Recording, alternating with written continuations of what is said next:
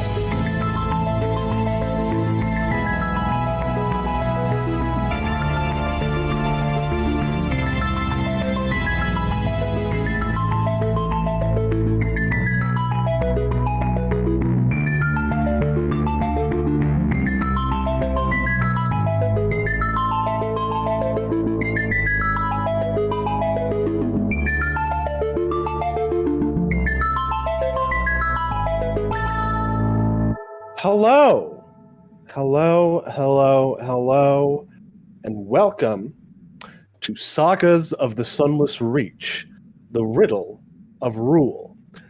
My name is Zachary Frederickson, and I'm your game master for this evening, or for me, 10 a.m. We are going to be playing Pathfinder 2nd Edition, which is a great game, in a strange and spooky land of my own creation. But before we get into what we're doing and where it's happening, let's talk about who we're doing it with as I fade in some spooky music. As I mentioned before, my name is Zachary Frederickson. You can find me on Twitter at obfuscatinggod. The music I do at iambugbear.bandcamp.com. Today I am joined in this journey into the Sunless Reach by my friend, Bitmap. I am Bitmap Prager.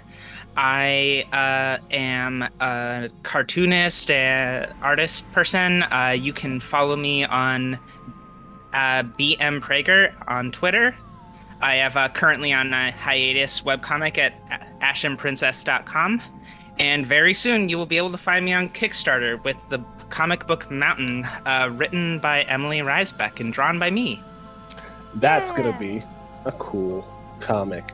Also, pronouns are on the screen, so we don't actually have to say them. Everyone should know because they can see it. I'm also joined by my friend Corey Pingolini. Corey Pangolin here. I am at Endless Musings at Twitter. Not particularly creative pursuit kind of person, but tabletop player, person running the stream, all that fun stuff. So look forward to playing with y'all. Yes, I'm also joined by my friend Jade, who I think is Jade Rose, Jade Oxford Rose. Yep. Never actually had to introduce them by their full name before. Yeah, I'm Jade. You can find me on Twitter at Jade Oxford Rose. Oxford is not, in fact, my middle name. It's a nickname. You would not be the first to think so, however. I am living in the drudgery work that is data entry, but I make a heck of a lot of podcasts. You can find me on Follow the Leader, along with Zachary, and you can hear an amazing final player in there as well. I won't spoil who she is. She can be introduced in a moment. I'm right there. I'm right here. You ready? But if you're into GM-less tabletop games, you can check that out. I'm also a cast member on Dumb Kids Playing Hero. You can find that at DKPH Pod. That is a hack of Blades in the Dark, a Forge in the Dark system called Idiot Teenagers with a Death Wish. We are a group of 20-something college students in Boston in the year 2003 fighting the Yerks. And lastly... I had no idea it was a period piece. Oh, yeah. Deep dark history. We do so much Googling to check what stuff's out and available. It's great. Oh, yeah. And lastly, I am a co-host on the Esquivel Files, which is a book club of the Animorphs series with my good friend Danielle from The Room Where It Happened. You can find that at Esquivel Files on Twitter. Fantastic. And last but not least, as has been alluded to by our friend Jade, is our friend Mab. Hi, I'm Mab. You don't get any additional names. You can find me on Twitter, Tumblr, and Patreon at Little Lady Mab, doing shenanigans. I don't have nearly as many things to plug at all. Mood. It's so small. It's a very tiny list. Biggest mood. Yeah. Cool. You can occasionally see my cat. And we love to see Lucy. Yes, so today and fortnightly throughout these summer months, I thought, it's hot. It's 91 degrees at 10 a.m. It's so bright all the time. Under 70 here, so. What if we spent the summer exploring a land where there is no sun? It has been 200 years since the vampiric tyrant Gabriel the Gold was slain by the hero Octavian Errol, scion of a long and storied line of monster hunters.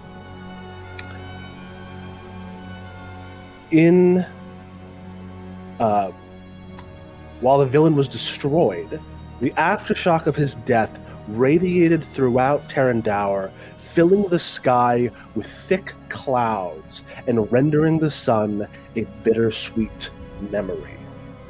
In the intervening years, Octavian's descendants have worked to undo the damage left by Lord Gabriel's passing, spreading across the realm to ensure the populace remains safe as the Gilded One's monstrous minions destroy and consume in the absence of their master's liege.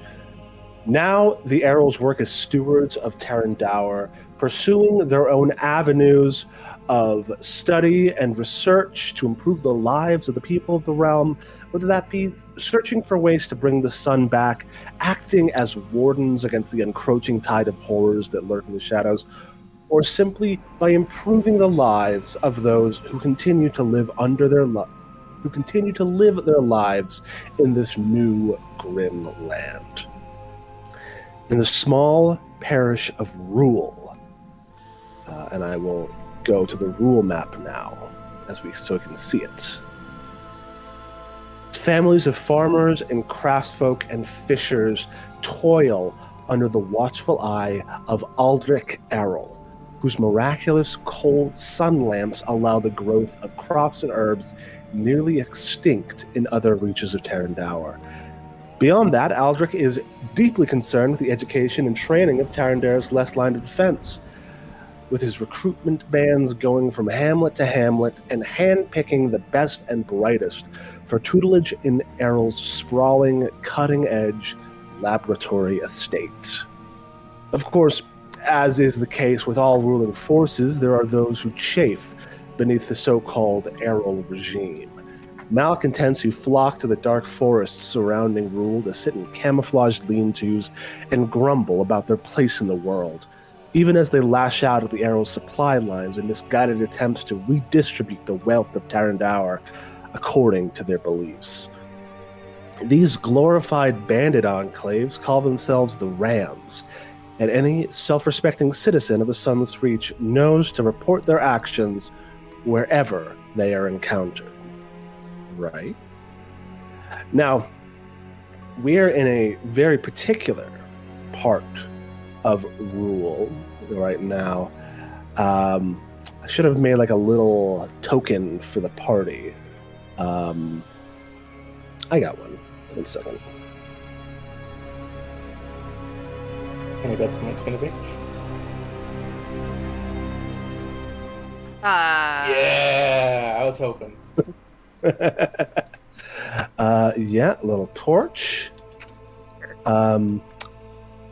Because you all have headed deep into the woods, one at a time, or in groups, we'll talk about that, at the behest of one Alexei Vital, Professor Emeritus at Dawnbringer University, the foremost school of science and magic in Tarandaur. You have been moving through the woods as the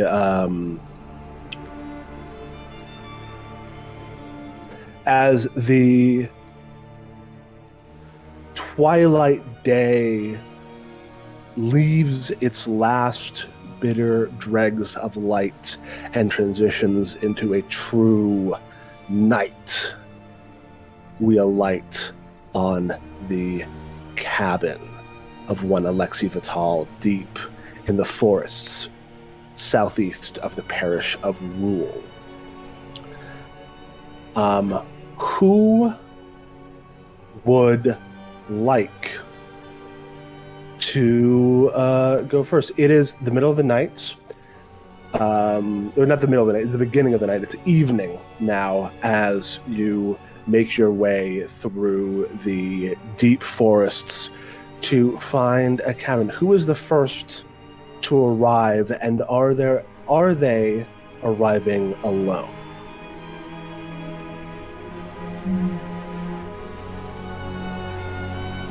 Oh. What time of day did you say it was? It was what time of day? I don't think it matters. It's dark out all the time anyway. Well, it's dark out all the time, but you, in the middle of the day, you get a little bit of light coming in through the dense clouds that blanket this land. At night, those clouds become a pitch black, flat sky.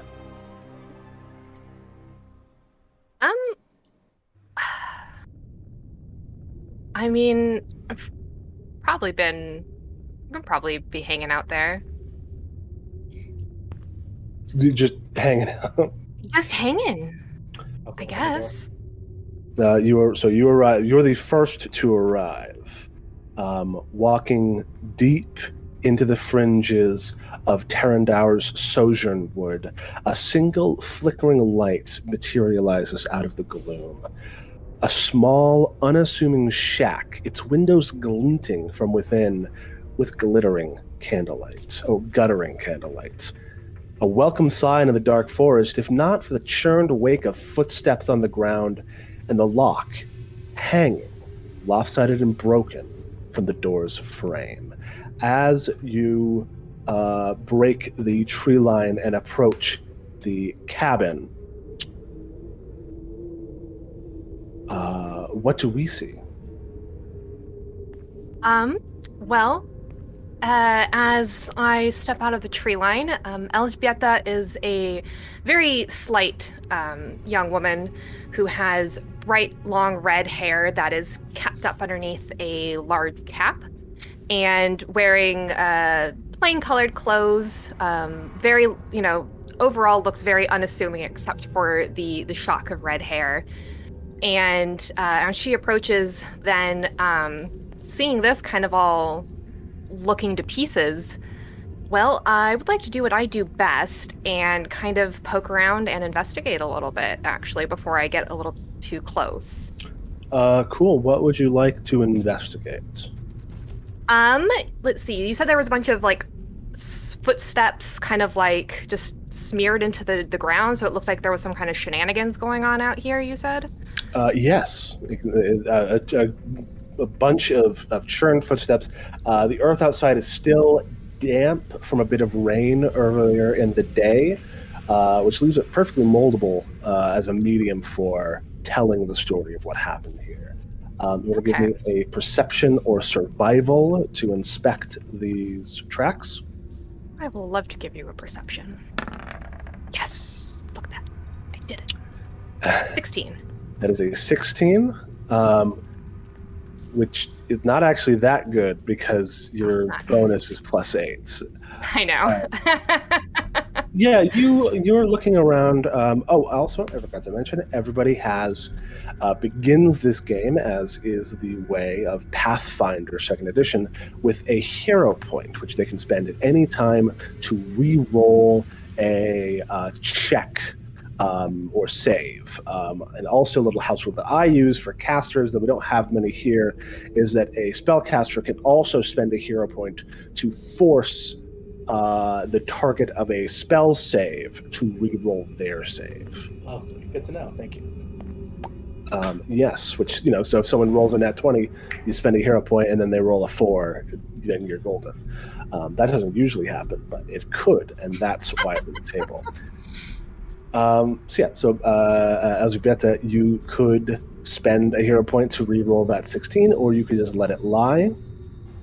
It seems a little too early on to be using a hero point.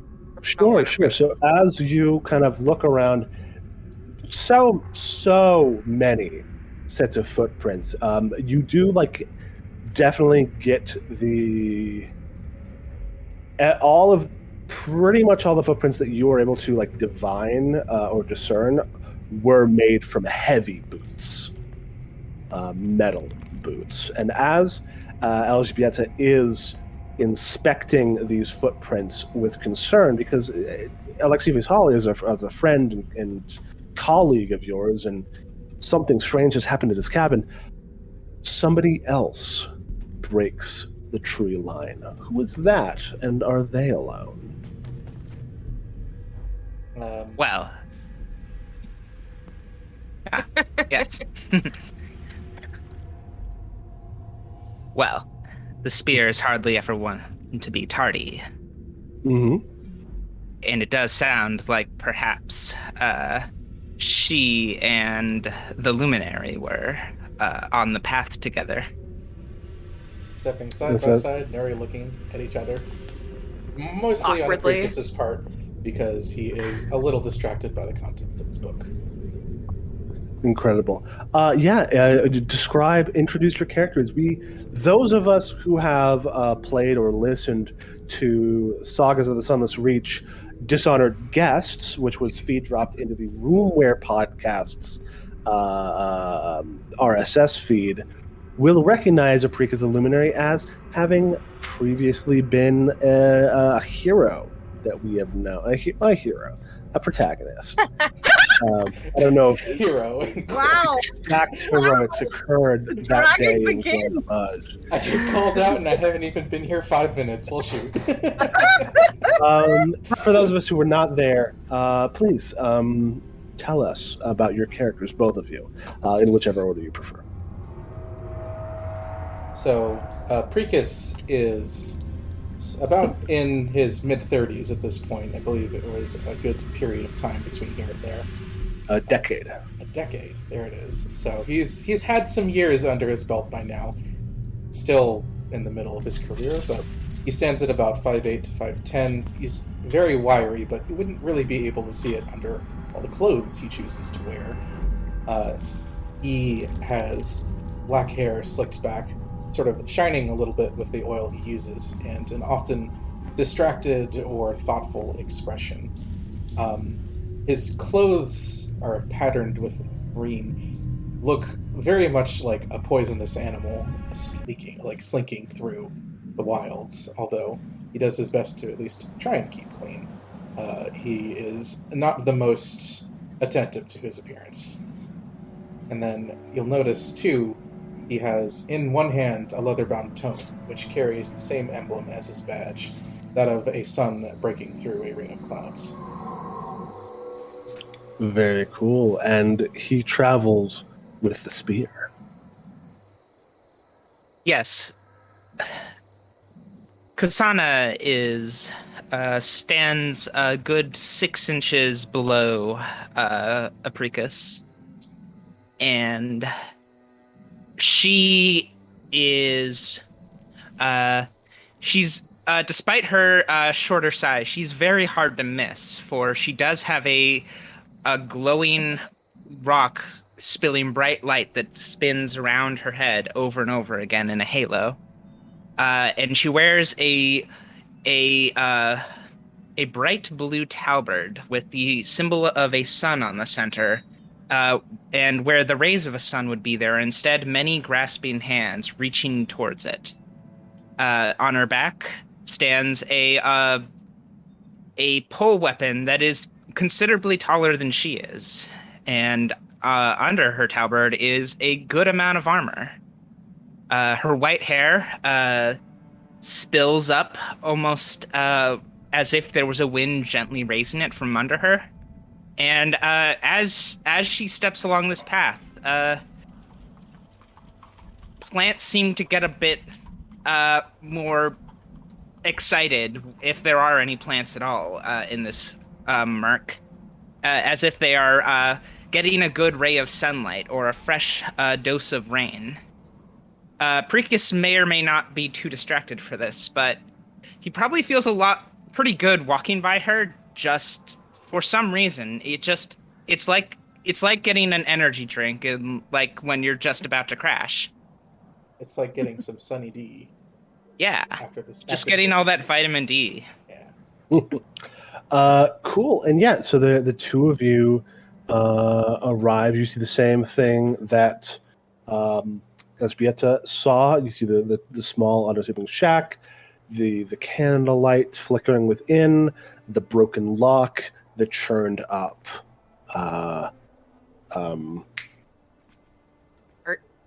dirt. Yes. And you see Elżbieta Wrona inspecting that churned up dirt. Just close the book and then immediately reopen it because there's actually a spell I should probably cast. So Precus, sort of getting a sense of what's going on, even before introducing himself, indulges his natural curiosity and just goes to detect magic. Cool. There is no magic within 30 feet beyond what you would imagine to be carried by a group of adventurers. I meant to read the spell, not cast it. Understandable. Have a nice day. Yeah, he loses interest and just goes back to reading his book. Yeah, as Precus is casting that, Kasana raises a gloved hand and says, are you another one of the professor's friends? I am, but I'm afraid we might be a little late in our meeting. And she looks at the door. Either that or someone was considerably earlier than we were. Seeing the doors broken up, and Kasana immediately draws her polearm and stalks towards the door. Cool. Certainly wasn't expecting a gate crasher so early on, but... So that's the window that you're standing next to. She stalks around the house window to but a a door. What is the window but an open door? The door swings open easily enough. The lock was very obviously destroyed, bashed open. And inside you see the interior. The interior of Alexi's cabin is a stark contrast to the chaos outside. Apart from a few broken chairs and an overturned stool near the counter, one could almost be forgiven for assuming that Professor Vital simply went for an evening stroll. In the center of the single-room cabin, a large hand-painted map of the parish stretches across an old oak table. In one corner sits a desk covered in piles of papers, while across the room, a stone furnace still crackles merrily as the foaming pot on its stovetop threatens to boil over completely. Candles dot the room at irregular intervals.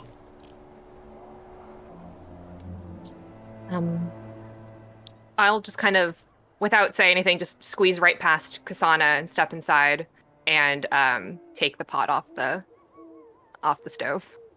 Cool. Yeah. As you move it, half a dozen eggs click and clack along its bottom. As you set it down, looks like he was, I guess, boiling eggs. Want some hard-boiled eggs. It's a good snack. Yeah. Yeah. As you are working the stove for the moment. As a precus, you become aware of a fourth individual approaching from the woods. Jade, would you like to introduce us to your character? For a moment, Apricus might be forgiven for thinking that a bear is about to step out of the tree line. A figure very broad, 6'10". It's the shock of white hair worn back in a braid that sort of dissuades the notion that a bear has picked up a bunch of stuff and gone adventuring.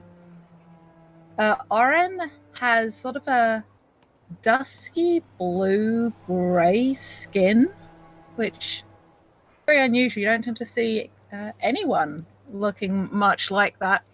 Dressed in an eclectic mix of clothes that look like they've all been either made specifically for them or adapted for somebody as big as they are, including hide armor that's clearly made out of two pieces, a knitted tunic that's been carefully darned in places, a heavy pack at their back. And of most note is probably the scythe that they're carrying with them. Unlike Kasana, the scythe is actually smaller than they are. And they carry it like it doesn't weigh a whole lot, but it's wicked sharp and catches what little evening glow there might be. That might be the thing that Apricus sees first, is the light from the windows bouncing off this cold iron bladed scythe. Ooh, cold iron. Yes. So, Oren, you arrive, you see the door to Professor Vital's cabin standing open. You see a lock broken from the wall, from the door on the ground. You see the churned up earth. You see a short fellow, a shorter than you at least, fellow in a red coat, and you see movement within the cabin itself. Can I listen around and look into the gloom and see if the people that I'm immediately aware of, the only people in the area, if I can get a beat on anyone else? Sure, make a perception check. Thank you. 22. There, you hear in the you hear creatures moving around, even though it's the sunless reach. That doesn't mean it's a dead world. There's still animals about. In the distance, you strain your hearing, and you think you might hear something that sounds like shouting, but it's very far away, and you can't gauge whether or not it's coming closer or further. So keep half an ear on that and step up next to Apricus. Just kind of looking up, and I mean, at this point, you've at least made clear that you're not a foe, I think. He'll just sort of wave a hand a little bit and go, I presume you're also here to meet the professor. That was my intention, yeah. Well, you can see you're the only ones here at the moment. Doesn't look like back anytime soon. It's quite true, there's somebody nearby, but I don't know if they're coming or going. Ah, dear. Are they friends of inside? Yes. We're friends inside, if that's the question. They were also meant to meet here, so an eclectic band to be sure. Certainly not what I expected, but let's all come inside from the cold, at least. As you're walking in, you do hear Kasana shouting, Alexi, where are you? Oh. Oren full-on has to duck to get in through the doorway and go almost a little bit sideways. They've been here enough to know to avoid the any hanging fixtures, but just sort of take in what's already been established. So also, one of my feats is That's Odd. When I enter a new location, such as a room or a corridor, I notice one thing out of the ordinary beyond just the fact that this room is turned over and such. Mm-hmm. So as I'm kind of poking around, is there anything that like immediately stands out as, beyond just that chair and that stool being knocked over and stuff like that? But Yeah. Let me look at That's Odd, yeah, which is a just cool. dropped that the chat You for did. you. It's a great name for a feat. Mm-hmm. Yeah. Yeah, bloodstains obviously suspicious. Yes. As you walk in, you see this map of the parish, which is the same map that we all saw a little bit ago when we looked at Rule. It has the light plays off of it in a strange and unusual way. And when you touch it with your fingers, it has like a very smooth texture that you are not familiar with. You would not expect like a parchment or canvas painting to have. Can I read its aura to see if there's something up and mischievous with it? You can, yeah. I mean, you read the aura of it. That takes about a minute. What is everyone else doing in the meantime? Is there anything else anybody wants to inspect? This is like a kind of an investigation zone. There's also the stuff outside still. I'm gonna hit that desk of notes. I'm gonna stay in the doorway and try and get a bead on if those shouts are coming or going. It's not like a consistent. Like you heard a couple voices in the distance, and now you don't hear anything. Okay. I would like to look inside and outside the cabin for signs of a struggle. Maybe those turned up footprints might be signs of a struggle. Sana goes. Ones that I can investigate. Yeah, Kasana, if you want to roll perception or survival. Would you like help?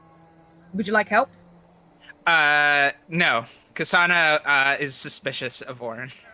Orin is very large and covered in tattoos of the moon. What's up with that? So.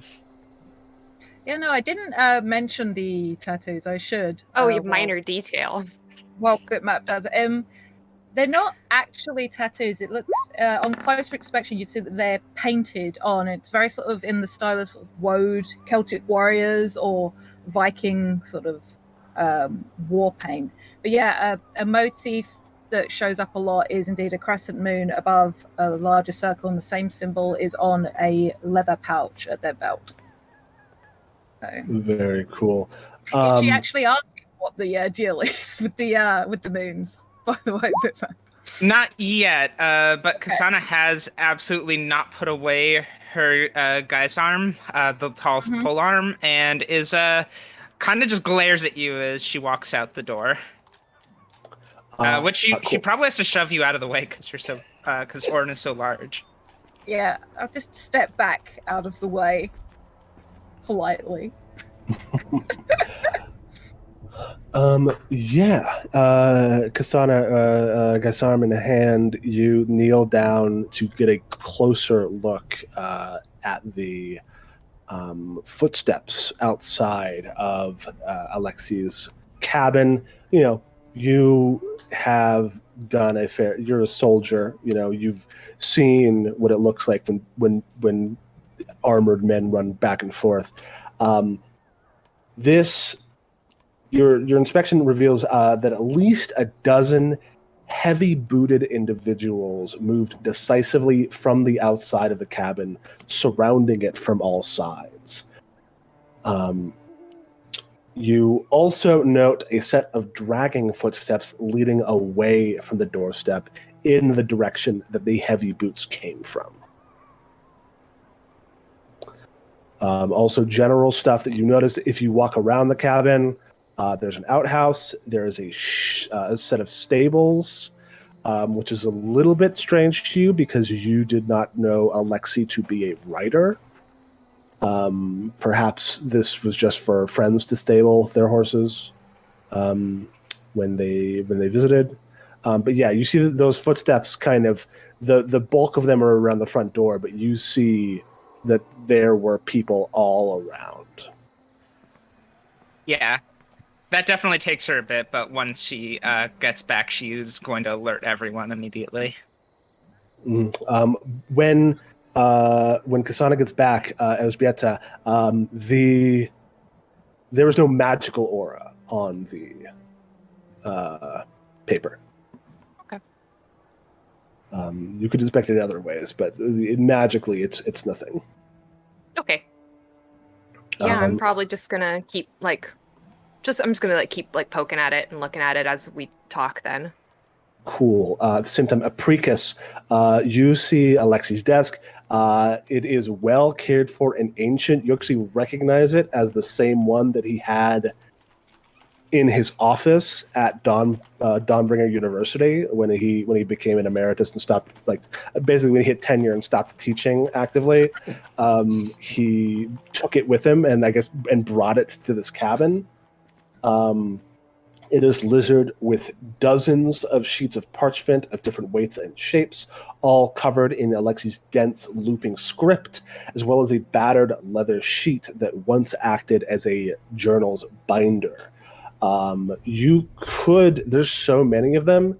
If you could spend some time sifting through the sheets to establish a basic chronology of put them order them and put them in the binder for actual reading later, that would take you 30 minutes to an hour. You can also inspect the desk itself. I'll sort of get the sheets just sort of into the leather cover and then go to inspect the desk. Cool. Make a crafting or perception check. Wonderful. Check my dang skills again. Actually, this is better. It's definitely crafting. Incredible. You got to hear it for it? It's still too early. I'll hold it for now.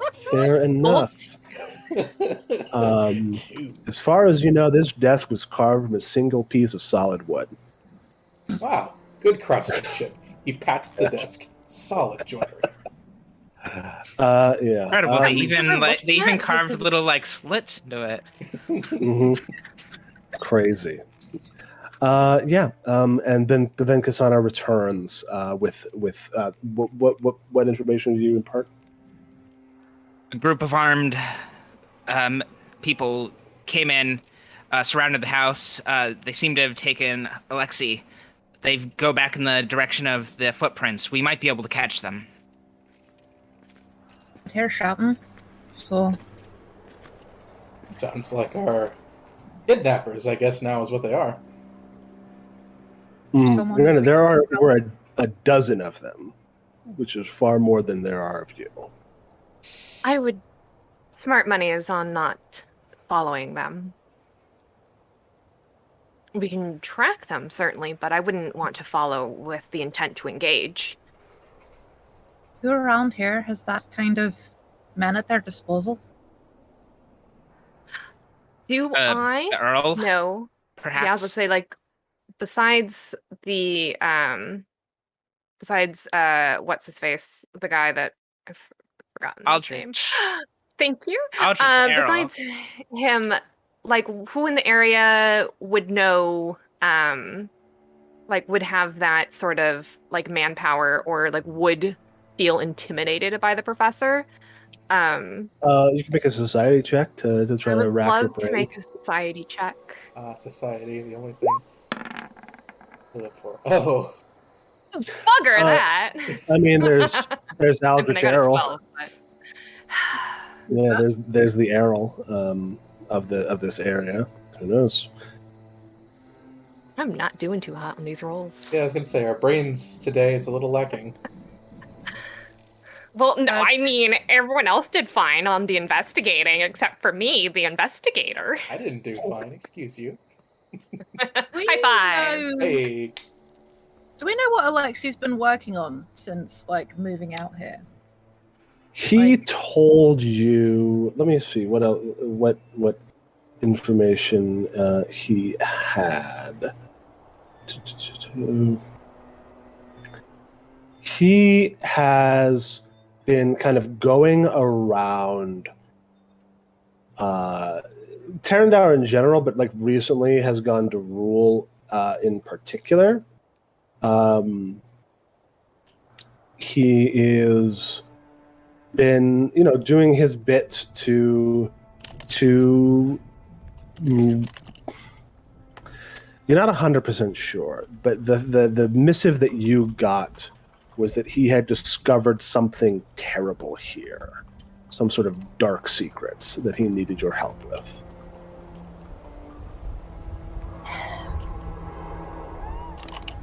Okay. Maybe somebody knew that he knew something.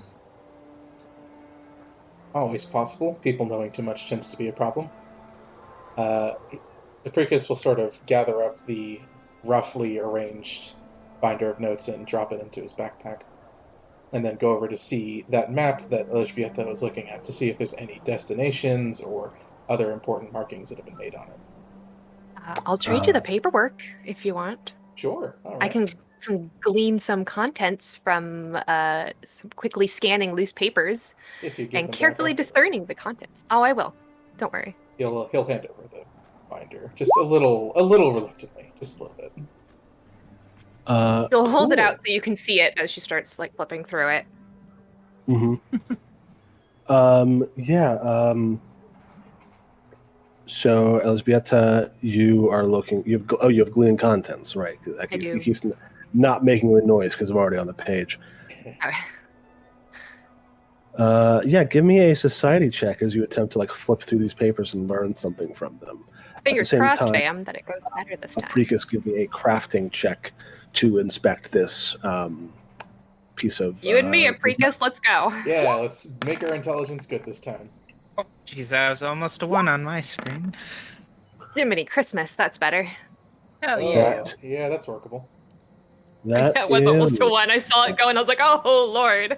That's why you need the 3D dice. Give me that fear, yeah. Apricus, you realize that this paper, the reason why it's so smooth is because it has been alchemically treated to resist the elements. Specifically, it has been fireproofed. Ooh. Yes. You did it especially for that. Elzbieta, yes. As you are inspecting, you kind of flip open these documents that are in here, of which there are dozens. You head over, you sit down at the little counter here, which looked like a food prep station for Professor Vital, and you flip through. There's a lot of stuff in here, too much stuff to go through at once, but you do catch a letterhead that comes up a couple times, which is from the desk of Aldrich Errol. And it is, there are 2 of them that you can pull out. One of them is a letter welcoming Alexi's assistance at Aldrich Manor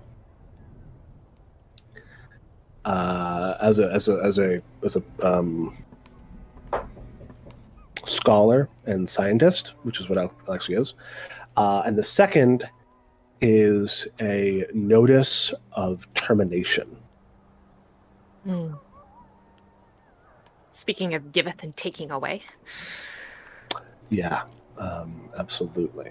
Oren and Kasana, while they're doing that, what are you doing in the cabin?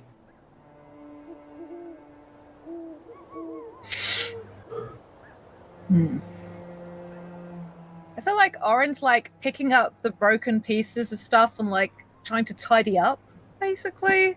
Just sort of like setting the knocked over things right and tidying up. And there's he's clearly familiar with the space and just sort of like, and probably looks a little discomforted at seeing it like this. So unlike how Alexei keeps it. Totally.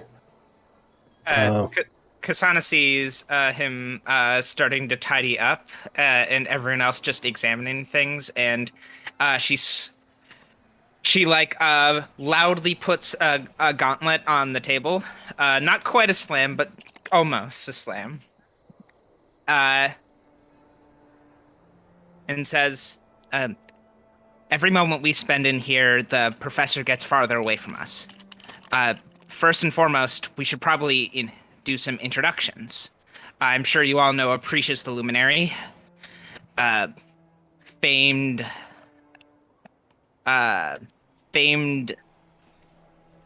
scholar. Scholar, yes. I'd really rather Yes. they didn't know me, but if my reputation does proceed, I apologize. What's there to apologize for? Your work is extraordinary. I am, of course, the Spear of the People's Crusade, Kasana. And you in the hat. You there, in the hat. Oh, well, my name is Elżbieta Vrona. I am an investigator, and I think I know where the professor might have gone. There's a possibility. And I'll hold up the letter that's the letter of termination. Good to know. Alright. Excellent. And yes. That's good. I'm a doctor of sorts. What about that scythe you carry? I'm not I doctor. take it that's the of sorts. Oh no. Split focus. Split focus. Well, Kasana's those are right. both good We should- focuses. We should get a move on. Yeah, as you talk about getting a move on, as you inspect Professor Vital's cabin, you become aware of movement from outside. There's a rustling and a click as somebody places a new lock on the outside of Alexei's door. And a rapping at the back window gets your attention. There, a hulking man with steel gray hair and beard, wearing goggles with glowing blue lenses, stands, regarding each of you before nonchalantly smashing one of the window's small panes with the butt of his sword. Ah, there we go. Now you should be able to hear me. So, Who are you? And what are you doing here? You're sheltering in the lair of a traitor to Tarandaur. did Is you that just why- lock the door and then break the window so that we could hear you? I didn't lock the door. I'm going to look out the window that I'm sitting right next to. Yeah, you see, from that window, you see a couple of men in splint mail and big old metal hats stacking up like barricades to block the door. You just broke a window. You speak to many dignified members of society. And the House of a Traitor, I have known Alexei Vital for over 2 decades. That is a ridiculous assumption. I mean, some of his ideas might be considered radical, but traitorous is a bridge too far, I'd say, unless something new has happened. You're moving from the point. Who are you? Names. Who are you? Name. Oh, nice. I'm asking the questions here. Of I would course. like a question answered as well, though, before I deign to answer yours. It's only polite for a man who's breaking in someone's window to also introduce himself, wouldn't you think? No. Oh. Well, then I don't think it's very polite for people who are interloping to also introduce themselves. My name is Kasana the Spear. Maybe you've heard of me. Somebody knows how to be interrogated. I do the interrogating. I walk around the table towards him. He just looks at you evenly, and he says, "The rest of you?" And approaching from the side, just sort of brushing off his coat a little bit. Precus the Luminary. It's not saying any more than that for the moment. Right, the murderer of Maiden Guest. Reputation preceded me again in a way I was hoping it didn't. Wonderful. Well, I see that you're already aware. You know, this is what happens when you introduce yourself before you know who you're interacting with. Yeah, given that, do I recognize this man? You can make a society check. Yeah, Can I make one as well to see if I recognize the insignias? Yeah, absolutely. You don't necessarily need to. No, I don't. Yes, Kasana, this is Argus Vanatori, Warden of Rule and right-hand man of Aldrich Errol. You reckon those goggles he's wearing are Aldrich's patented night glass that allows people to see perfectly at all hours of the day. And what exactly is Argus Vanatori doing, locking us four inside of the house of our dear friend? We've just arrived here. One might consider this an act of hostility. No, this is an act of security. What comes next is the hostility. And he turns to a guard nearby, another man wearing those goggles in splint mail, and he says, "Burn it down, lend you can from the rubble, and don't let them escape." So, I would love to, a thing real quick. Mm-hmm. Does he walk away before I can stab him with my spear? So the problem with stabbing him is that these are not full.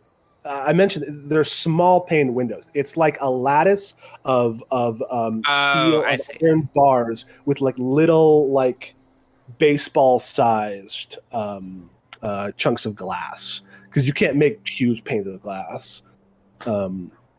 Which is why he just smashed one open so that he like near his mouth where he could talk.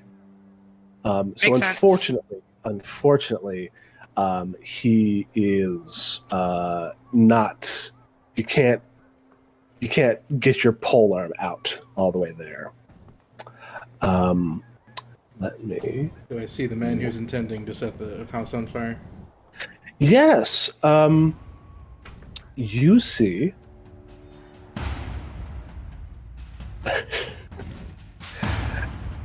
You see a man. He is holding a keg of oil, and he moves towards the outer wall of the cabin, and I need everybody to roll initiative. All right. Pop, pop.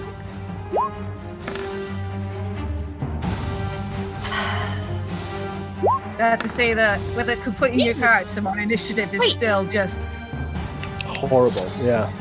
Yeah. I rolled a bloody 3. You could spend a hero point on that. That was as low as it could possibly be, you know. I want to keep that in the bank. Like, it's no great hardship for me going off. Okay. Yeah, it's fine. It's annoying for me, Jade, on principle, is what it is. Yep. So we begin. Precus the Luminary. This round, it looks like they are about to start dousing the cabin in oil. I'm gonna get a little bit ahead of that, I think. Okay. Specifically by producing some flame. Cool. I'm gonna try and light the keg while they're still holding it. Oh, okay. Yeah, I see how that would work. I'm gonna burn the house down before they do. I'm gonna burn them down before they burn the house. Yeah.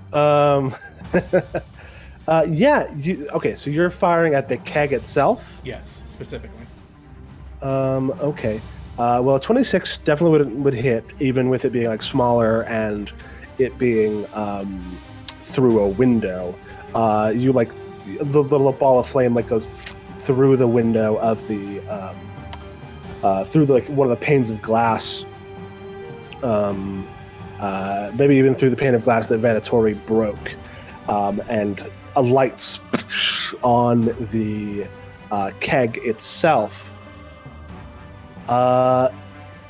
Let's roll a flat check to see if it ignites. Oh, right. Here comes a D20. Yeah, so let me say, the DC is going to be, because, these are treated kegs, they're not supposed to just get hit and explode. Mm-hmm. I'll say the DC is 20 minus the amount of damage you did, which is 9. So a DC 11 flat check. If you roll 11 or above, that keg explodes. Lovely. A coin flip. Let's do this. Let's see what happens. D20. Damn it. Oh. It splashes off. The guy goes like, "Oh shit!" and like pats it out before it is able to eat through the wood. Though that'll make it a little easier next time if that is something that you're going to try to do in the future. You have one action left. Oh boy. Given that didn't work, it's time to go with Plan B, which is a shield. Okay, cool. Kasana, it is your turn. Kasana is going to move back around the table and just try to bash the door down. Fantastic. Give me an attack. I've written down the... I expected this might be the way that someone handles this. So I am going to... I've got the statistics right here. Give it a whack. Perfect. All right. Oof. I mean, the 14 hits, but that 6 damage does not, because it's it hits because it's just a door. But 6 damage, you don't. It's just gives a little scratch to it. Does not even do a lot of any damage. In that case, is going to make a second attack against the door. Okay. 19. I mean, still hits. 7 damage, no better. This as being a reinforced wooden door has a hardness of 10. Oof. All right. Okay. Well, that is her 3 actions for this turn. All right. Elżbieta. I would like to quickly... I'll store the letters in my own backpack, just, instead of wasting the time of handing them back to Apricus right now. Mm-hmm. Geez. Let's see. Can I, look around and see if there's any, trapdoor or any way out of here that's not through the front door? Make a perception check. There we go. That's better. 25.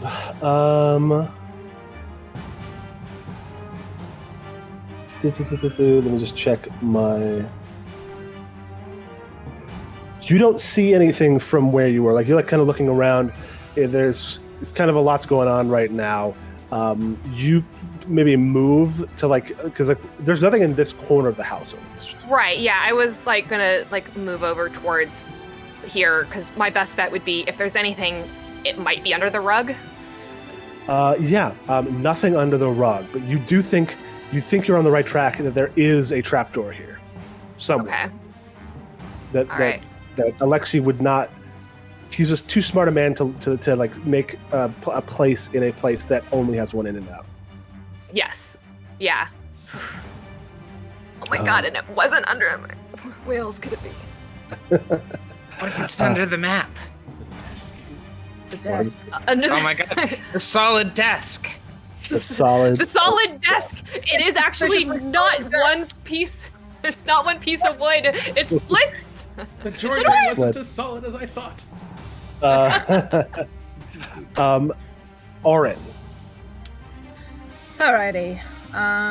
Seeing what Kasana is attempting to do, and also like there are people here. One, people have been very rude to me. Two, there are people threatening to burn down my friend's house. So I am going to go into a rage. And it's sort of like, you ever see a time lapse of a flower opening? Oren's posture just like goes from being sort of not apologetic, but just sort of like restrained to being like fully standing upright, and you cannot mistake the fact that this person is fucking 6'10" and built like the proverbial brick shithouse.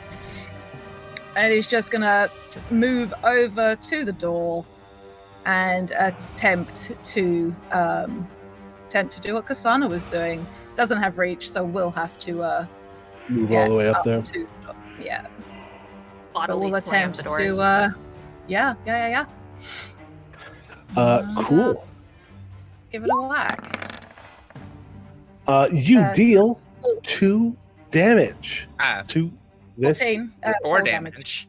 4 damage. Oh, because right, yeah. So you deal 4 damage, which is great because you crack it a little bit. You know, it's that's progress. Yeah. Cool. That's me. That is you.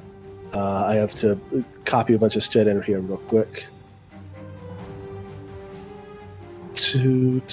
So now, as round 2 begins, the jugs have been poured out and now set alight as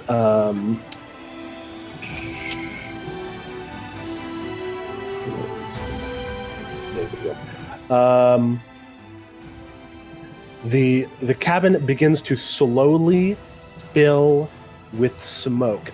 At the beginning of each of your turns, I'm going to need a fortitude save to not become sickened by the smoke, as thick, acrid smoke begins to pour in through the various holes and slats in the building. Apricus. Fortitude. What wizards are known for. Mm-hmm. Oh, coming up. Yes, exactly. Ooh. Exactly. I'm actually going to hear about that one, yeah. Thank you. That's much better. There we go. You succeed on the fortitude save against sickened. Each round, you get a feeling that the longer you're in here, the more that it will fill with smoke, the worse that the smoke is going to become. Because it was actually a DC 5 check. You would have still failed because you rolled a nat 1. But it's going to keep getting worse. Fun. Uh-huh. I have a plan B. Oh, wait, no, I didn't prepare it. I don't have a plan B. I thought I did. It turns out, when I was doing this at the start of the session, I was like, I wouldn't need to put out a fire. Joke's on me. Wizards putting out fires. We make them. Nice. Set them. Oh, Lord. Incredible. The one time. Okay, yeah.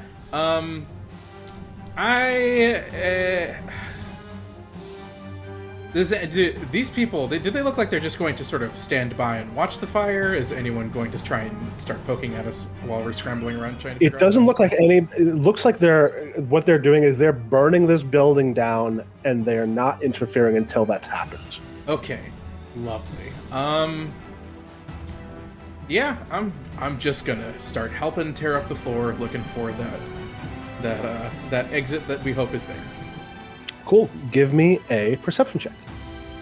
Perceiving, also very good at that. That was definitely not true. Not great, but you can't. You have another. So it was one action spent looking around. Yep. Just gonna move and keep on looking. Yeah, it's still not really finding anything. Unfortunately, Nothing. you're like pulling up the rug. You're pushing the table around. Nothing. Oh, look. Kasana, and I guess Kasana at this point. Yeah, Kasana sees Orin get mad and start smashing against this door, and says, "I thought you might have some fight in you." And she grabs his scythe, and it glows with a sort of a bright white light as she casts magic weapon on it. Your scythe is now a 2-die weapon, basically. Oh, yes. So yeah. Nice. Useful.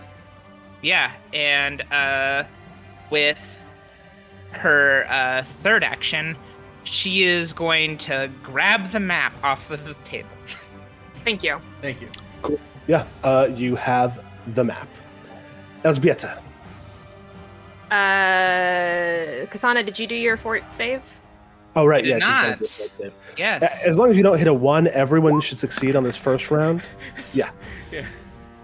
It'll get Yeah. worse next round. Don't do what I did, kids. Okay.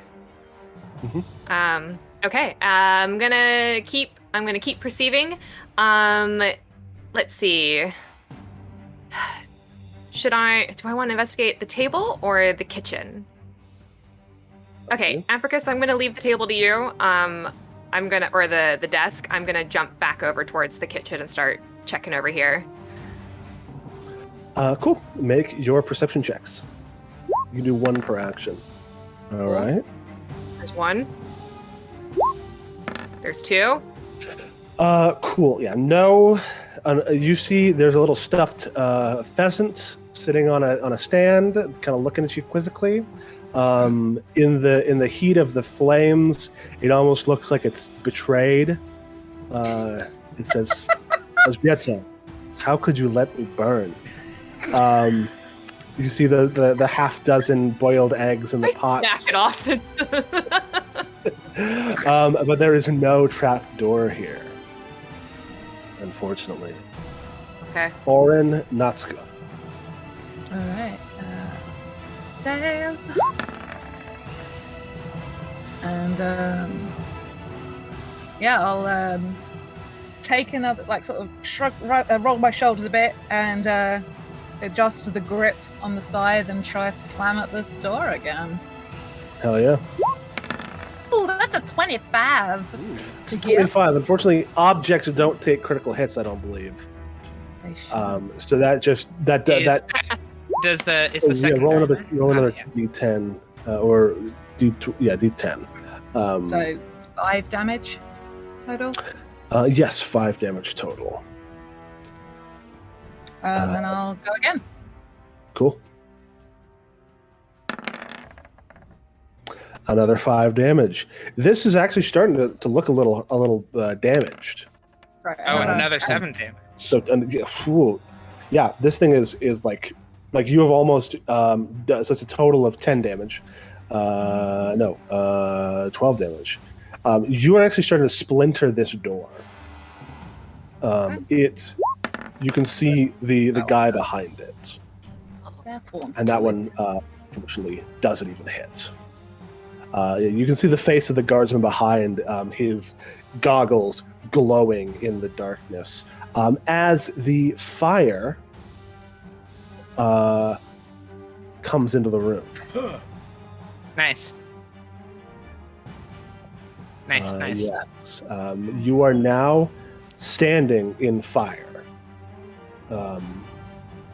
Friend. Make a reflex save, Orin. Okay.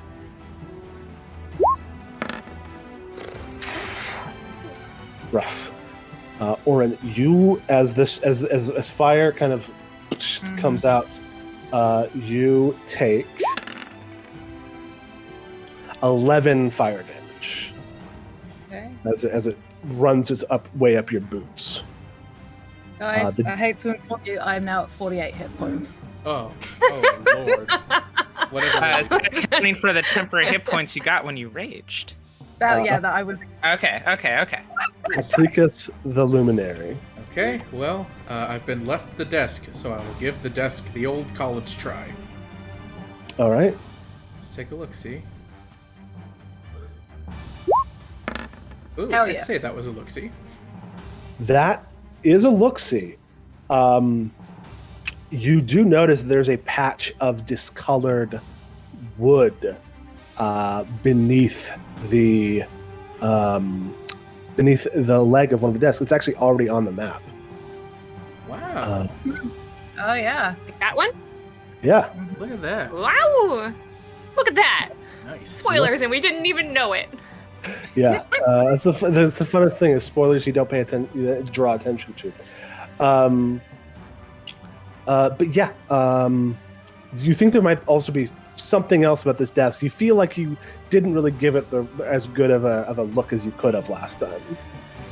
Well, unfortunately, it's very quickly going to be on fire, but if only I could see into your desk one last time. You could also roll crafting if you wanted to inspect the desk. Yeah, I'm going to try that.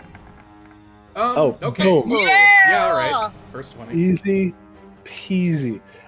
You realize, one, obviously this is a desk that has tons of drawers in it. There's one drawer that is not, most people aren't supposed to know about, and you know that Alexi has a secret drawer in this desk. You pop it open, and there is a large iron key with a blue ribbon on it. Just gonna seize that and then call over to everyone else. Trapdoor, found it. Can't move this. Need help. You do also need Apricus to make your fortitude save. Absolutely. The fire just keeps moving. That one little bit I know. of fire is just like, I'm whoop, whoop, whoop, whoop. cool. Apricus, you're still okay. The DC was 10 this round. Wonderful.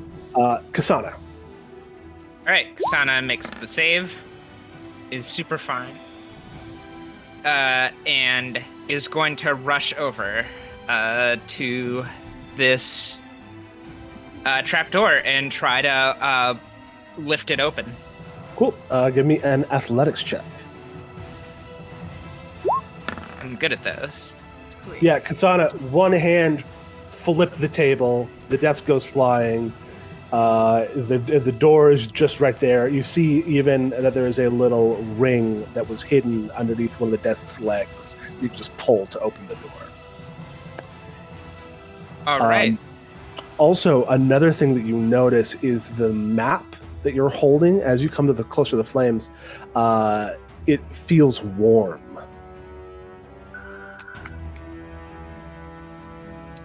What?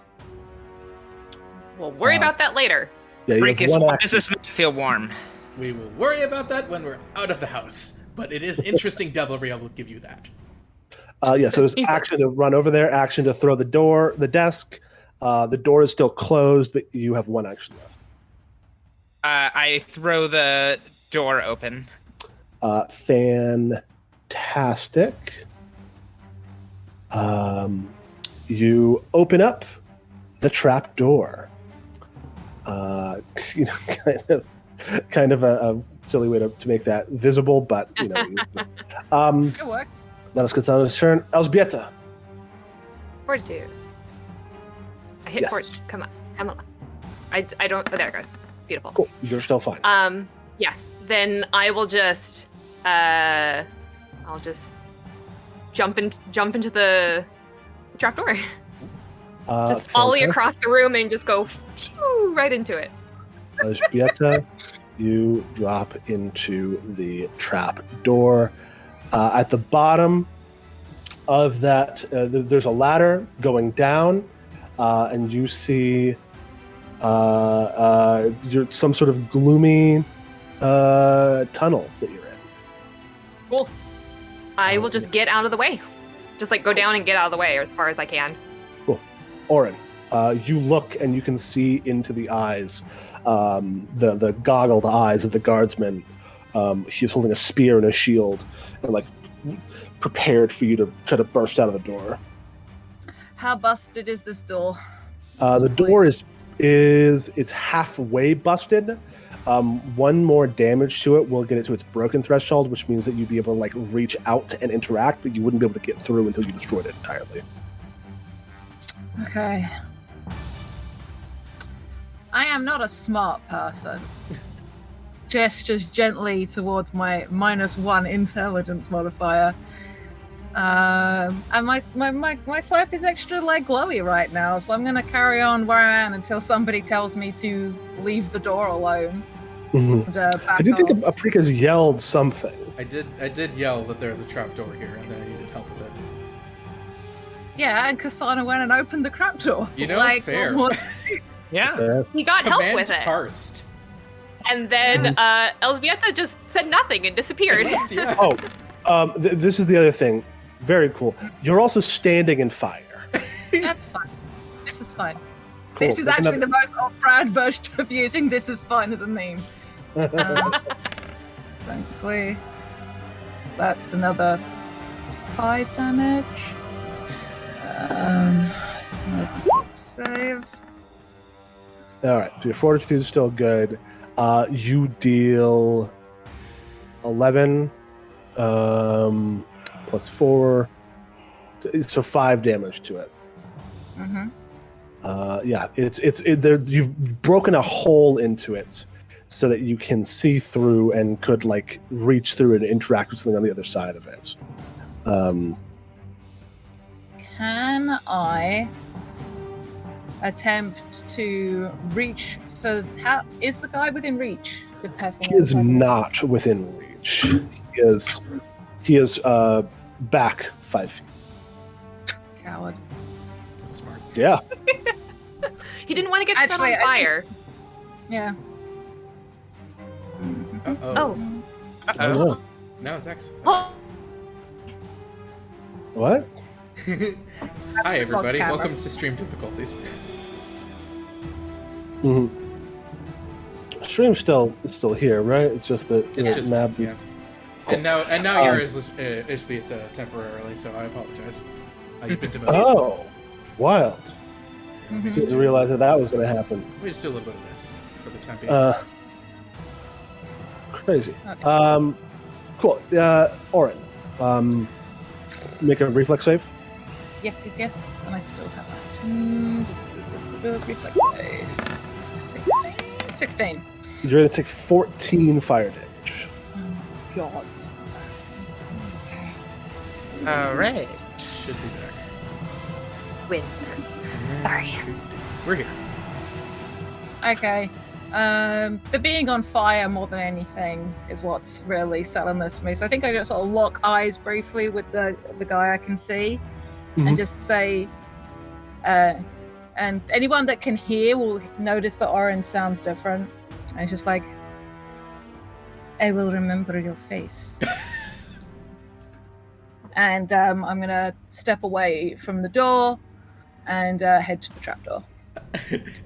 Cool. You're able to drop down easily enough. So yeah, that was one strike, move.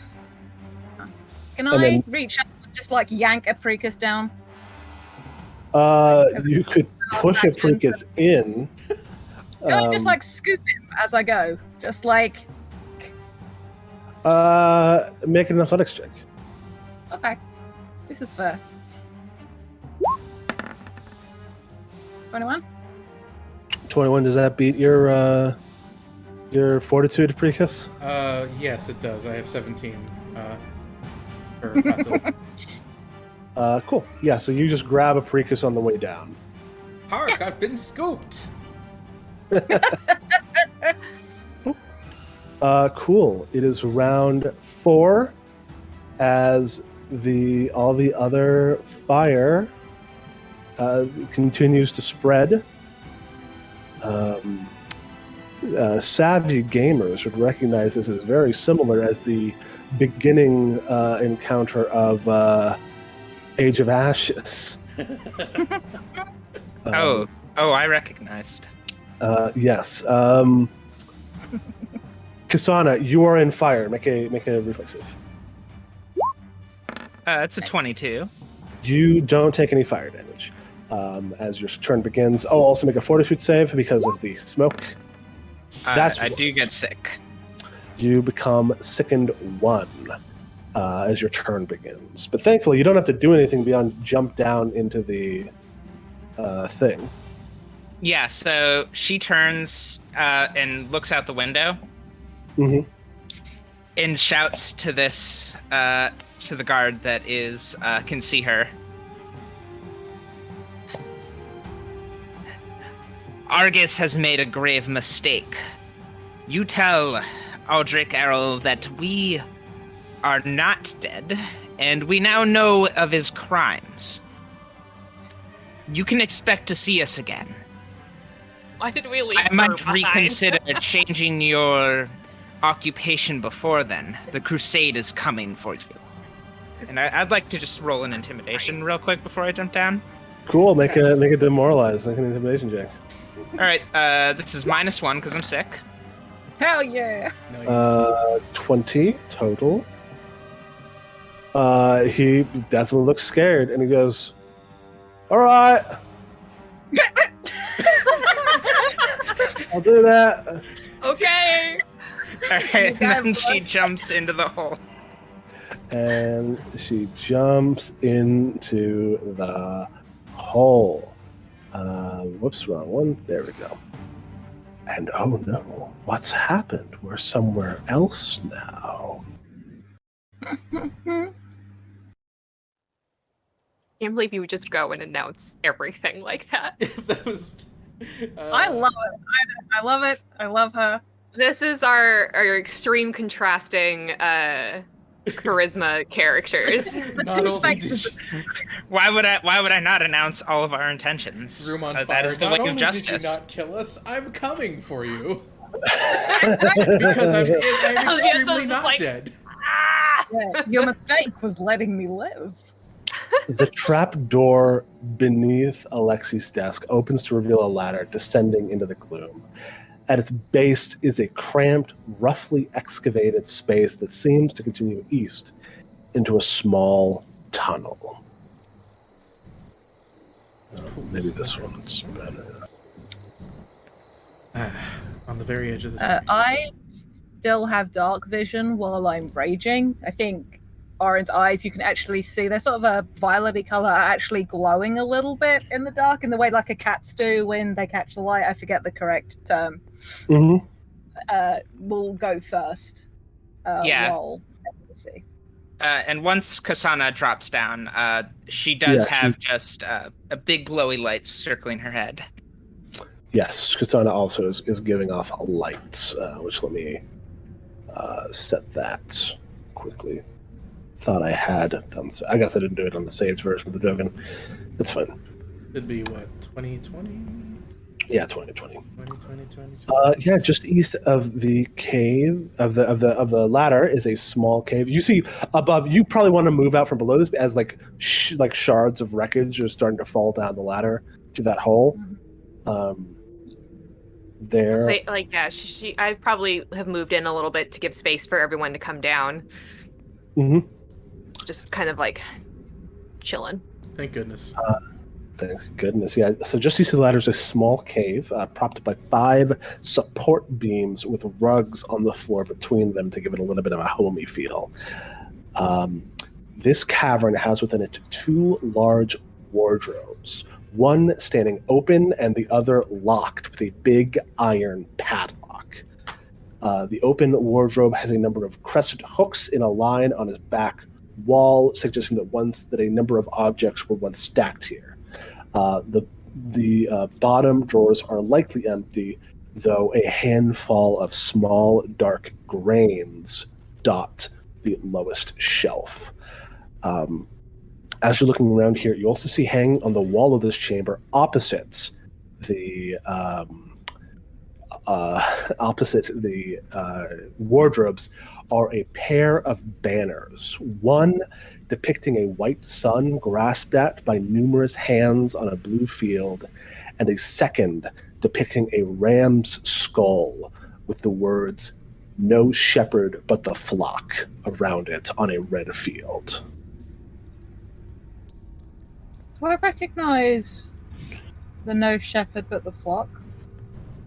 That's pretty notorious as the slogan of the Rams, which are the rebels who are constantly making trouble for the Arrels. Our country.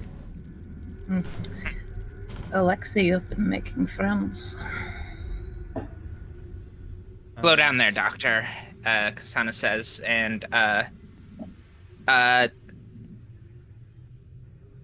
puts a hand on Orin, and her hair glows much brighter and starts flowing up much faster for a moment as she casts a heal, 2-action heal on you. Ooh. Hell yeah. How much healing do you do? So what's your health without your temporary HP? My max is 53. Okay. All my temp HP is gone. I'm at 34. All right. Yeah, let's be cool and do a second level 2-action. All right, so that's 9 plus 16. You get 25 HP back. I'm at max. Thank you so much. Nice. Very cool. I think Orin looks down, all the way down at you. I've just remembered how much shorter than Orin Kasana is. 5'2", 6'10". So much height difference. He says, there's a look of confusion on my face, but just thank you. Well, of course. You did good out there. And I will gesture at the banner that matches her tabard. Oh, yes, the professor is another member of the People's Crusade. Is the People's Crusade pretty common knowledge, Zach? I guess I would leave that up to Bitmap. I feel like they probably would be. Probably, yeah. They're a more politically active sect of the kind of no gods, no masters sort of philosophy that's risen up in Tarandaur. Kasana's probably more well known in the capital of Coronat than in the outskirts, but the People's Crusade are fairly critical of the Orals and are that I think it's pretty well known that they are just really about improving the lives of the people in Tarandaur without gods, and also killing all of the undead here. Tight. Just they don't think that the Arrels are doing a good enough job at that. Yes, very similar in a lot of ways to the Rams, except the People's Crusade is not an actively militant resistance group. They're a lot, not a lobbying group necessarily, but they're not attacking supply lines. Yeah, they're much more doing protest marches in the capital kind of group. You go different tactics, same goal kind of vibe. Citizens protest. Yeah. Gotcha. Yeah. Okay. Apricus will first mage hand the trapdoor closed, just to make sure there's covered. That's a done deal. It's gone. The house is collapsed on top of it. Oh, well, good. As long as it's closed. Just push over the ladder. In some way, yeah. Push over the ladder. Kick over the ladder. Yeah, that'll show it. Well, it will prevent them from following after us too quickly. Unless they want to take a fall. He'll take out that big iron key that he pilfered from the professor's desk and head over to that wardrobe. Cool. Absolutely. That key goes in that wardrobe. There's a click. The padlock falls away, and you pull open this this wardrobe. It's very silent, very well oiled, and you find 4 oiled and cleaned muskets. As well, on the lower shelf are 100 shots of gunpowder and musket bullets organized into neat paper cartridges. Well, The loose grains that was on the floor of the other wardrobe, on seeing the muskets, does it track that might be gunpowder? I'll rub it between fingers. Yeah, it might be. Make a crafting check. Okay. It's alchemy. It's alchemical stuff. It's just crafting. That is about as well as it could have gone. You had no idea. Yeah. Freakus, you can look at it and know for sure that it's gunpowder. Yeah, I'm just taking out the musket and just sort of giving a low whistle, oh, he certainly was more active in arming the resistance than I thought he would be. The rage fades, and Oren is like, "Is this to do with that?" And points to the loose grains in the floor of the other wardrobe. Oh, well, we might want to take a bit of that along with us, but yes, presumably that would be used to pack these. He sort of waves the musket around with reckless disregard for where it's pointing. Okay, all right, let's not... Let's the top of that. Let's go. Just sort of put it aside, that is to say, well, we have arms here. We could take them with us. That might be bad. Bad for whom? Already grabbing one. You actually look at them. Freakus, make a crafting check or a perception check as Elzbieta as you look at them. Absolutely, will do. Okay. Can I do that as well? Yeah, both of you. Crafts. Oh, Jesus. Apricus, when we're together, we have very low rolls. We've got to stop this. You're just fighting over the gun. Yeah. So it is just to look around, to look away. You see that both of you see that there's something like a stamped on the base of the barrel where it sockets into the butt, the stock of the gun.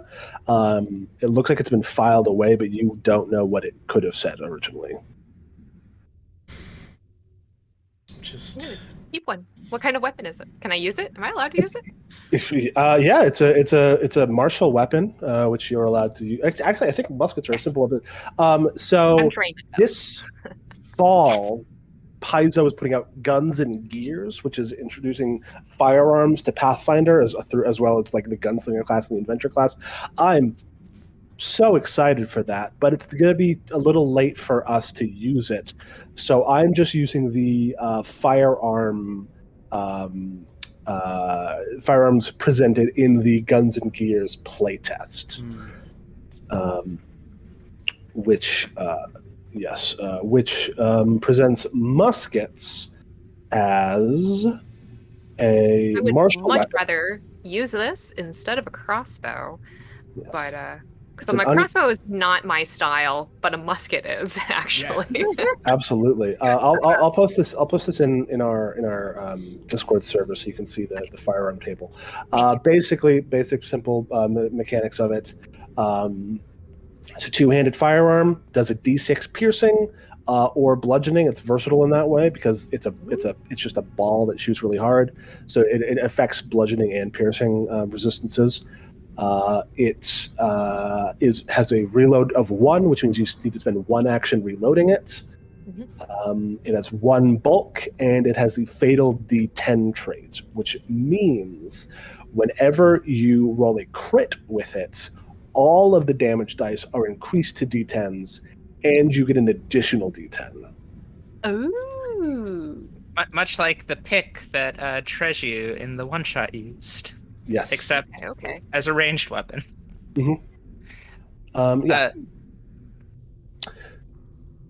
So Kasana Kasana is looking at these the four guns, looking at the group. Professor Vital calls 4 trusted companions out to rule.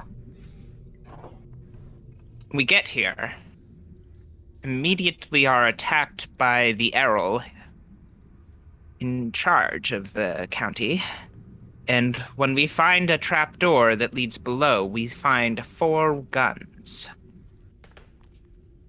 4 people, 4 guns. I'm glad you can do math. Are you going to take any, or am I the only one? She grabs a gun Yeah, and says, "Of course." I mean, Alright. it's not very effective for me, but I suppose if it's a status symbol. To be fair, Well, in case you originally, break yours, I can take it. you can intuit that originally there were 8 musketeer, and there's only 4 left. But I mean, that's certainly a parallel.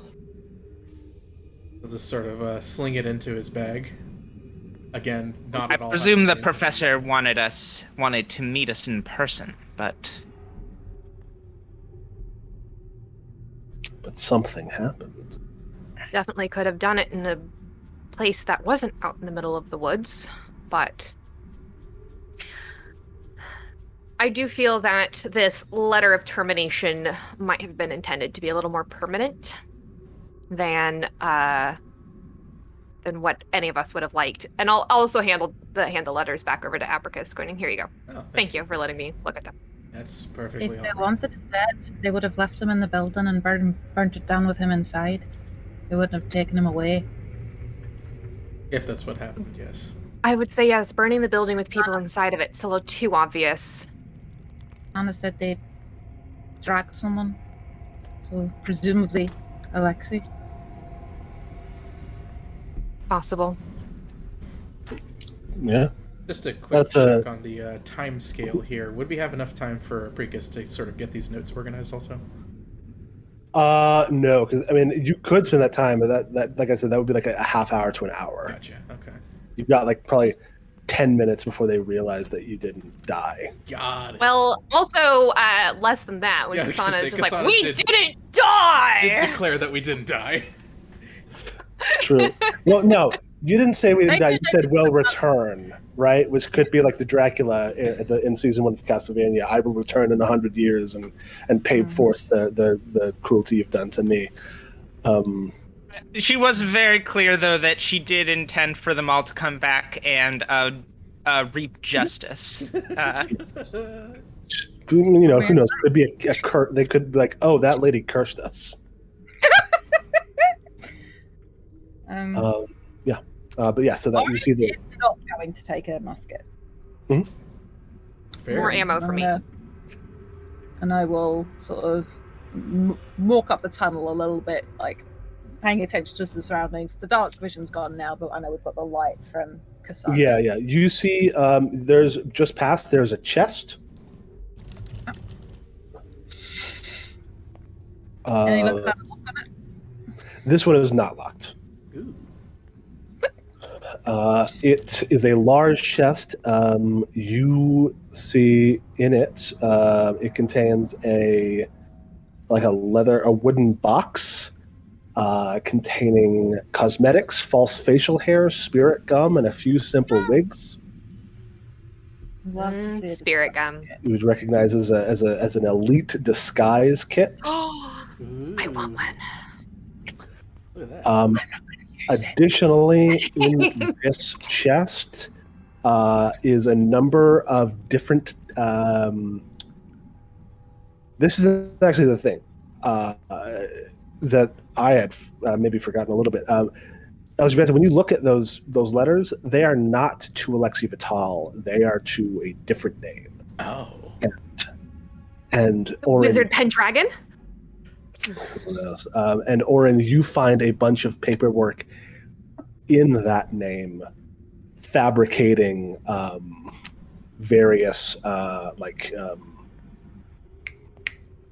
accolades and qualifications. Okay. but the pictures in it are all of Alexei. Alexei with a different beard. And there was also a silver flask with the image of a fox on it, like molded onto it. Oh, that is holding some sort of liquid. Smell the liquid? It smells... liquidy. How would it smell? Let me see. Probably smells kind of tangy. Mm-hmm. Yeah. Is it like... Basically, I want to say, like, if it's A, alcohol, or B, some kind of medicine? Or healing Maybe stuff. both. I don't think that you're a person who can really easily gauge what stuff is. I mean, true, but I am good at medicine. You are good at medicine. It smells alchemical, but it also smells alcoholic. Okay, then I will, and I'm just sort of like I'm just putting stuff on the floor behind me as I go through this chest, as none of it's especially interesting me. And, I'm going to pick up that disguise kit. Sure. Yeah, as the two of them are doing that, Kasana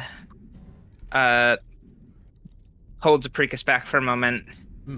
The map, right?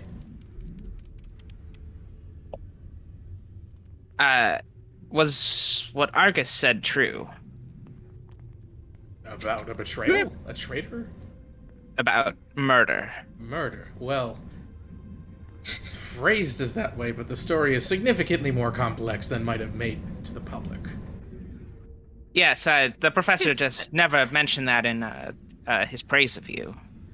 Yes, I specifically requested that it be suppressed. It's not exactly my proudest moment.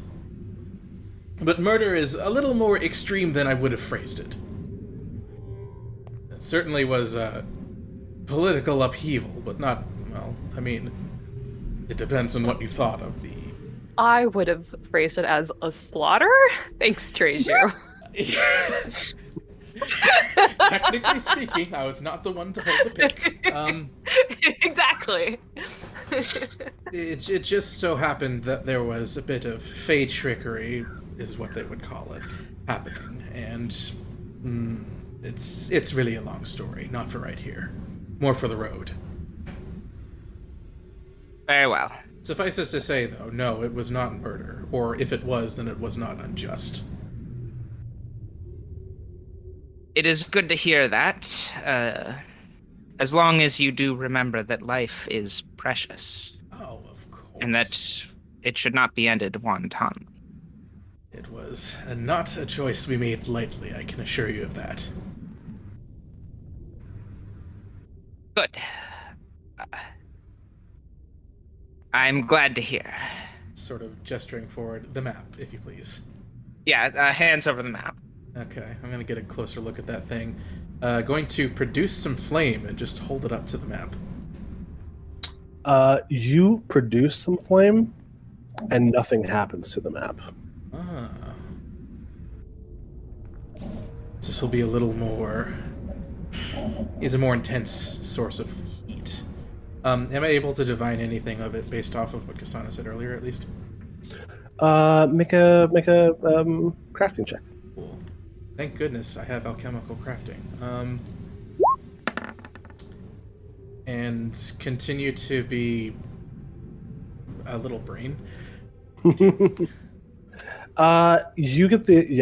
do get the feeling that this is heat activated, but yes, that your fire, a small flame like produced flame, is not enough heat. Okay. I think we'll need to have this by the campfire, but suffice it to say, he'll hand the map back to Kasana. It does look like we have some information on here that is not being immediately revealed. Pulls it up, puts it in her bag. And then he'll proceed over to pick up that potion that Oren's put behind him. Fantastic. Oh, right. You got quick identification, don't you? Let's take a look at that feat for everybody here. I think it specifically relates to magic. For if it's an alchemical good, I don't think it quite works the same way. I don't care. Fair. there's going to be way more alchemical stuff in this campaign than there is going to be magical stuff. So I will let it work that Love way. a house rule. Yeah. So make a crafting check as you sniff at this flask. Pop it open, sort of swirl it around, take the nose, as if it were wine. And no. Bad technique. You have a hero point. Actually, everyone has 2 hero points at this point because you got a second one for surviving the burning house. You know what? Sure. Let's do it. Let's get wacky. Not much better. Not much better. But it wasn't a nat one. Yeah. Yes, it's definitely some kind of mutagen, but you're not sure what exactly it's supposed to do. Let me just check my formula book to make sure I don't have something similar. The formulas that I have for mutagens, or not mutagens, are antidote, cheetah's elixir, dark vision elixir, elixir of life. It doesn't resemble any of those. Doesn't resemble any of those ones. No. Okay, duly noted. Yeah, I'll just pocket that then. Cool. Mystery elixir. Mm-hmm. Elizabeth seems like a smart person, so I will hand her the all the fake IDs, Alexi's, and just. Oh. Well, I guess this would be good to know if we need to ask around for any information on any of these people. The professor sure got around.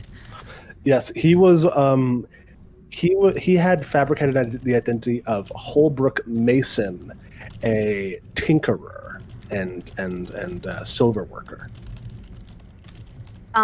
Do they seem to be just so? The paperwork was, the hiring and the subsequent firing of Holbrook. Yes. Okay. That seemed to be the name that he used around here. I don't think he intended to be the professor in Rule. But someone found out. Mm-hmm. Yeah, like in the photos, it looks like he used like boot polish to like dye his hair black again. So I think heading to the manor will still be an end goal. Yeah, mayhaps. You see at the end of this small tunnel, there's another set of a ladder going up to a trapdoor and a small chest. Ooh, tiny chest. This one has a note on it tied with rough string. Well, let's go take a look. Yeah. Have a fun experience being very squished in a tunnel next to a large man. Yeah, while they're doing that, Kasana's going to check the trapdoor. Looking around, you see like little bits of hay on the ground.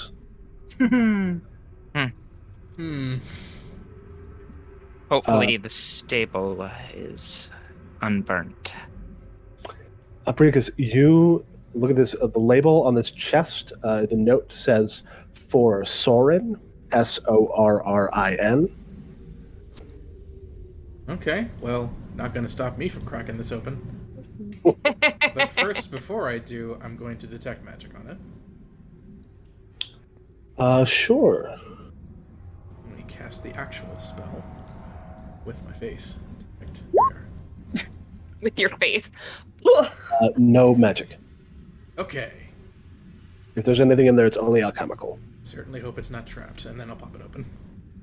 Yep. There are 4 tied together wooden flasks, like tied together with string by their necks, and those are labeled with their own note that says "to drink."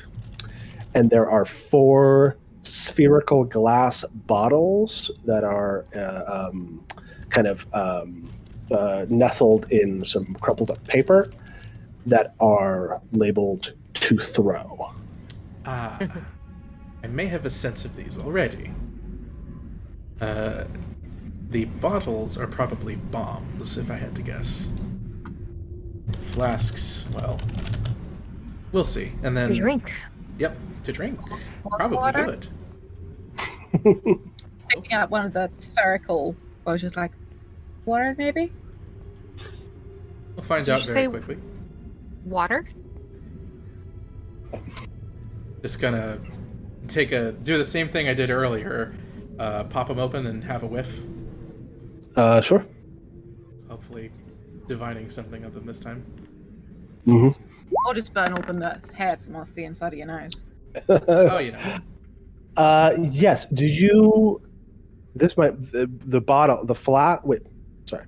Which one are you looking at? The bottle first. The bottle. Well, you just pop that open, sniff, and that does kind of singe your nose hairs, and you actually have to cork it back really fast as you hear as it starts to vibrate in your hands slightly when it hits the air, and you get a very, very potent sniff of ozone, and you believe that this is bottled lightning. Definitely a bomb. Wonderful. Just gonna stash these bottles on the bandolier. All right. So then let's take a whiff of those wooden flasks.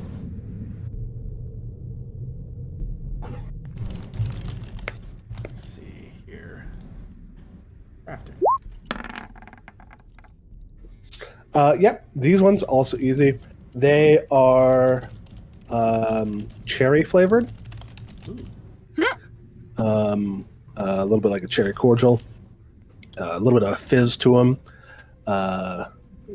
You know that the professor loved to carbonate his elixirs, and this is a set of lesser elixirs of life. Very good. However, somewhat distasteful treatment of medicine, in my opinion. Right, and then he'll pop those on the bandolier as well. This looks to be ensemble of alchemical goods. So, actually, he'll take a second, separate each of the 4 elixirs out, and hand one to each person. I'll keep the bombs. Yeah, I don't want those on my person. You can... I'll keep... Kasana, if you're going to be using the musket, we'll split the shot 50-50. That suits me fine. All right. Then All right. So 50 each. Yep. 50 each. All right, you have explored the cellar of Alexei Vital's cabin. The only thing left for you to do is check out that ladder. How about we take a 10-minute intermission so we can all stretch our legs, use the restroom, do whatever we need to do, and we will come back to complete today's adventure at 10 past. All right. All right. There you go. Great.